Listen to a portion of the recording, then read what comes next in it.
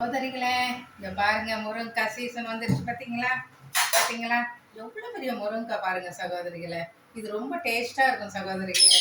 இங்க பாருங்க, ஒரு காய் வந்து 5 ரூபாய் தான்.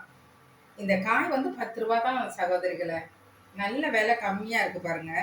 எவ்வளோ பெரிய முருங்கைக்காய் பாருங்க. பெருசா இருந்தா 5 ரூபாய், சின்னதா இருந்தா 10 ரூபாய், ரெண்டு 10 ரூபாய். இந்த மாதிரி நல்லா இருக்கும். இது பொரிச்ச குழம்பு வைக்கலாம், சாம்பார் வைக்கலாம். நல்ல உடம்புக்கு கூட ஹெல்த்தி. நல்ல பச்சையாக கிடச்சிருக்கு பாருங்க. அப்பப்போ பறித்து அப்பப்போ விற்கிறாங்க சகோதரர்களை. சொந்த வீடு உள்ளவங்க மரத்தை வச்சிடறாங்க. நல்லா காய்ச்சி கொழுங்குது. இன்னும் இந்த வருஷம் பாருங்க, நிறைய வந்து முருங்கைக்காய் இருக்குது. இங்கே பாருங்க, பச்சை பசேர்னு எப்படி இருக்கு பாருங்க. இதான் இன்னைக்கு போட்டு சாம்பார் சகோதரிகளை. நீங்களும் முருங்கைக்காய் கிடைச்சாக்க நல்லா வாங்கி போட்டு வச்சு, பச்சையா இருக்கணும் முருங்கைக்காய், நல்லா வெந்திருக்கணும், பச்சையா இருக்கணும் குழம்புல. ரொம்ப வெந்துடக்கூடாது.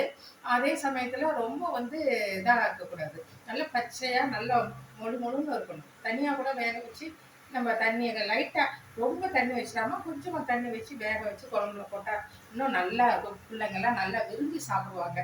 நம்மளும் சாப்பிடலாம் சகோதரிகளை. இதான் இன்னைக்கு சாம்பார் வைக்க போறேன். பாய்.